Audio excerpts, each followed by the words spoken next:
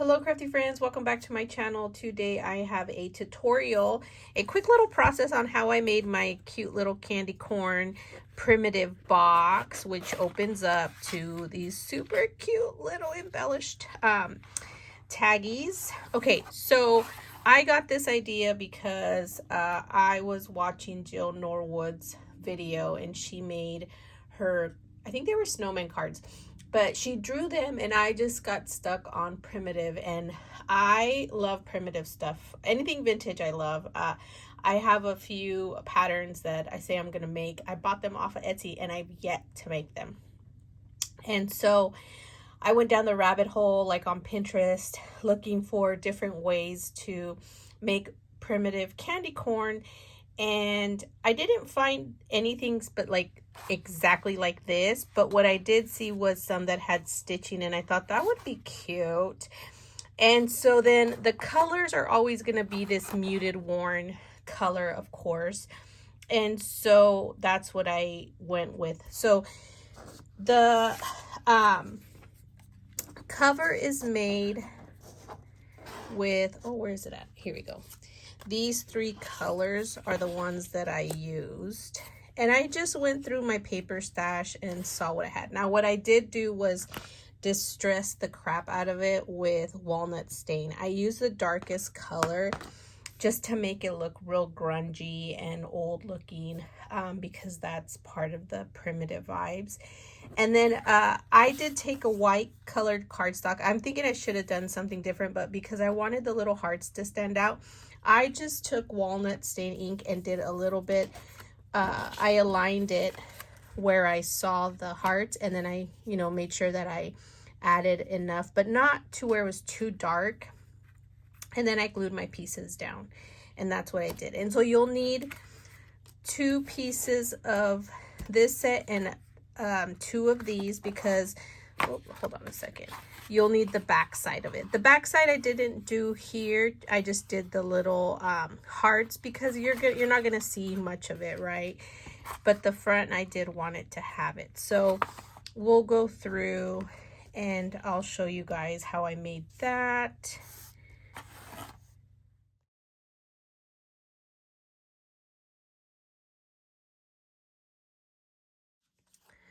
Okay, now that we have all our pieces, I'm just going to glue them down like that. I just noticed that I cut that, but it's okay. I might just warp it a little bit so it looks a little grungy. So I'll just glue that down, and then we're going to come back and do the stitching. Okay, friends, now I have it all glued down. And what I'm going to do is I'm going to eyeball where I want my stitching. Now for my stitching, I'm just going to use the pokey tool that I have. This one, I have the nice ones, but I find it hard to grasp. I don't know. And this one just, I don't even know where I got this.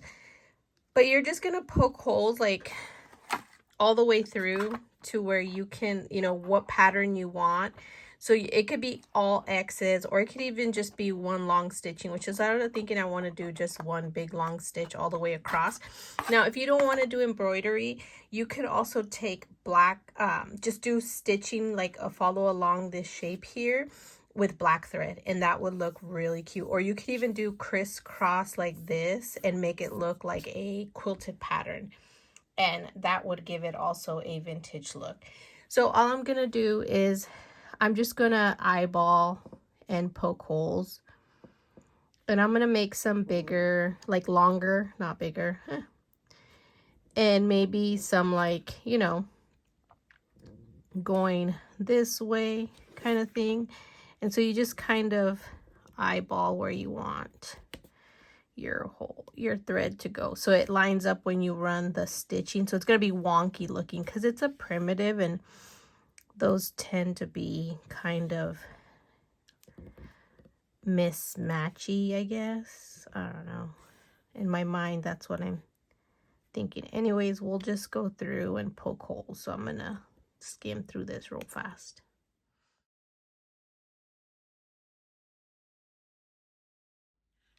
Okay, now that all my holes are poked in, I'm going to use the smallest little needle I have so that the holes aren't so big. And I don't even know where I got this, you guys. I've had this for a long time. My guess is I picked it up at Hancock a long time ago when they were still around my town. But it comes with a bunch of different sizes of embroidery needles, and it has like really big, wide, and smaller. But I'm going to use this little one, and what I do is I take my black, it's all a mess here, I meant to fix it and I did not. Anyways, I'm going to take a long piece of this embroidery thread, and I didn't get my scissors. Okay, here we go. I'm just going to guess there-ish. But I'm going to actually take it down and only use 2 of the threads. So give me a second here to eyeball these and take them apart. Because it's a 6 thread, I think. Yeah. And so I'm just going to go and take 2. Here we go. Here's 2. And I'm just going to pull it apart. And then I'm going to put it in the needle, which I cannot do without looking really close because my eyes are getting old and I probably need glasses to see close up now, even though I'm nearsighted and can't see far. Oh, it sucks getting old. Okay, so all I'm gonna do is I'm gonna find my little hole there, and the first time that I thread it through, I kind of capture it with my finger about there. And then I am just going to go through, and it's not going to be pretty in the back, but it won't matter because you're going to glue it down anyway. So there you go. And then you can go this way or that way. I just, whatever. I don't really pay attention because it's all going to go nicely there. And just be careful when you thread it. You could even add a little dab of hot glue to hold down the back side so that you can keep going. Oh my goodness, I'm struggling with this now. Okay, so I just hold it and pull a little so it's tight. And if you need to go back through and punch your holes again, you can, but I need my little gripper thing because we go through. And see, there you go. And you're just going to go all the way through until you come out over here, and then you do the same thing here. So we'll do a little time lapse, okay?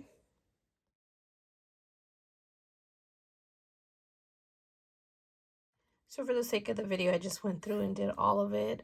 It is a little time consuming. It'll probably take like 15-20 minutes depending on how fast you go. But in the back, what I did, I accidentally knotted up there and I just add a little bit of hot glue. I do a little tiny dot, and then with my finger I press it down so that it gets like as thin as possible, because you're going to glue this down onto another layer, which is what we're going to go into next. The other thing I did do was added more inking around the edges and kind of towards the back so that when you glue it you don't see a lot of white. So you could also do this like in the same color scheme, like a brown, which is what I'm going to do with this inside layer, this dark brown. And you can do whatever color you want. It doesn't have to be white or brown. It could be whatever color you want to match to this. So let's go into that. Okay, friends, now for my lid here, I ended up doing 2 large, and then I still needed a little piece because it did fall short. Now, the tutorial that I used to make the box is Jenn Cascell's tutorial that she created a box showing how she puts one of the pieces here. You glue it together. Oops, this way, sorry. And then you're going to glue on the outside. And then for the bottom part, I don't know if you guys can see. Hold on, let me move all this crap out of there.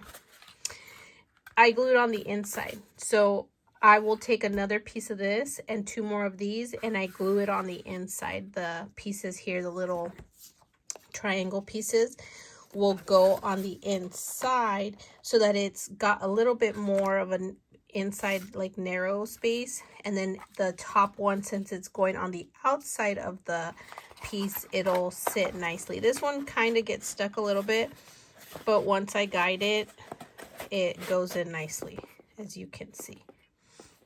So I will link that in the description box, and then I'm just going to show what I did with this lid. Okay, so here's the top part of my box. As you can see, I am short a little piece, so I'm going to go and cut the little piece and I'll glue it down. Okay, friends, my box is glued together. It's a little bit wonky, but that's okay. It's a primitive style, you know. And I have one that's coming on down already. Okay, so now for this is going to be the top lid because it's going to go on the outside, like the outside of the box, and the bottom part will fit inside. I'm going to glue this on top here so that I know this is my top piece. And I'm just going to add a bunch of glue everywhere. Oops, sorry, I'm out of frame. And it is going to be a little bit lumpy kind of looking. It doesn't fit all the way down. The other thing I saw that Jen did was that she added a bunch of glue here on the edging just so that it'll get in with these pieces here. Keep going out of frame. I'm sorry, you guys. Horrible tutorial maker. Okay. And then you just take your top piece and you glue it down nicely. There we go. Hey, it doesn't want to stay. Come on. Work with me. Okay. You can even flip it over and like press it down this way too as I move the whole darn table. Okay. So there we go. So there's our top piece. Now the bottom one, you're going to do similar, but instead of putting it on the outside, you're going to glue on the inside. And so for when you do that, you'll have to cut another piece of an inner candy corn piece so that you cover the little pieces. On this one, I don't have to because it's on the outside. So I got, you know, it makes it easy. But you can see here's a little extra piece I added there. And that's just the top of our button. But I just realized that I forgot a step. Oh my gosh, you guys. See, I'm so ahead of myself. Okay, this one isn't going to get that. This one's going to get something different. Just because I forgot to add this part. Before gluing down, I did take some of this mesh. It comes from Tim Holtz, and it's a little roll, and I don't even know where I put it at. I just had it here. Oh my goodness. But it's actually like just a little roll. I'm almost done with it. And I just ran it around behind it before I glued it down and tied a knot, and that was it. And then the bow I actually tied to the the gauze here in this pretty dark brown gingham. And then I added a little rustic bow. Now for the candy cane piece, I did use Erica's older dies that she has from last year that are the candy corn. And I used this small little piece, and I just ran it through the same paper and distress it. I took a fine point black pen and hand wrote the candy corn. If you have a stamp or something, you could definitely use a stamp.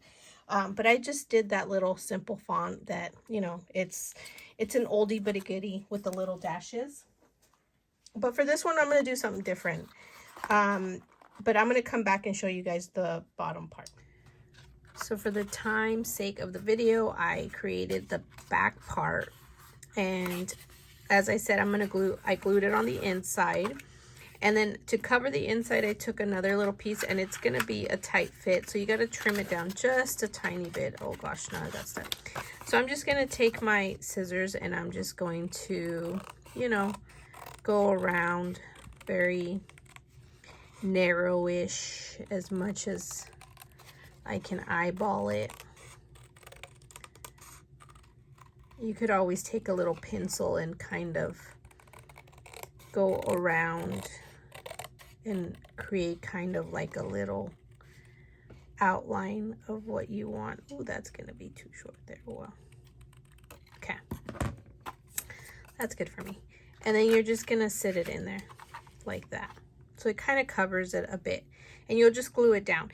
Now, for my embellishments, these guys right here are, I used Erica's charcuterie board, the square one that I don't know if she still has it available, but I just cut out 2 pieces. I did the regular brown cardstock, and then I cut this wood one, and the little pieces that were left, I just cut a little piece off and glued it on top. I actually used foam, but I glued this down here, and this is just twine that's very, what's that twine called? Oh my gosh, I can't think of the name, but I know it's not cotton twine, it's just a regular twine, and I unthreaded it so that it would look like hair. And then I just added some more of the gauze that I have there, the cheesecloth if you have that. And I added a little punch that I have. I think it's a Martha Stewart. And I added it there in the little flowers. The flowers I found at the Dollar Tree, they were smaller. They're cute. And then this face stamp is the Scarecrow stamp from Peachy Keen. I'll link it in the description box if you guys want it. I know I just picked up Jill's favorites. And I can't remember which other one I got. I think it was one of the gingerbread faces that I got. And then these right here are, this is actually from the outline of the Memory Decks card, I believe. Yes. And then I just trimmed off the Memory Decks part. And I ran it through a pumpkin embossing folder, which I don't even know what I did with it. It just had pumpkins on it and leaves, just to give it that extra little, you know, jazz, I guess. And then the little candy cane. Oh my goodness, I'm on Christmas already. The candy corn are these sets here that I found at the Dollar Tree last year that was like a candy corn color, which totally works perfectly. So this is my boxy box, guys. And I don't know what I'm going to put on here, but I'll put something since I obviously screwed up. So if you want to make it like this, make sure that before you glue this down, you tie the gauze on there, or cheesecloth, whatever you use, or ribbon, first before you glue it down to your lid. And it doesn't have to be primitive. I mean, you can make this any style. You could even use the sequin shaker portion of it too and make it a shaker. And that would be super cute too, so which I think I might do that. I picked up this ribbon before I forget. Here it is. Sorry that I put it away. I picked this up on Spellbinder's website about a year or two ago, and it was, I don't know if it was clearanced out, but it's the Fun Stamper's Journey. And the rustic bells, I got those either at Michael's, Hobby Lobby, or Joann's, where they have the flower pick stuff. That's where I picked those up. And the little pins, or safety pin, I have no idea where I got those. They were just in my stash. But I think Tim Holtz might have some. Or you just look on Amazon. They might have some there. But this is it, you guys. Thank you so much for watching. And I hope it wasn't too long of a tutorial to follow. And if you have any questions, definitely ask me, email, or also DM me on Instagram, because that's usually where I'm at most of the time. ScrapDivaDesigns.com for the new die sets. Super cute. And then hashtag ScrapDiva Designs for lots of ideas and inspiration that are going to be coming for the holidays, you guys. And I will link as much as I can. Thank you so much for watching. Bye.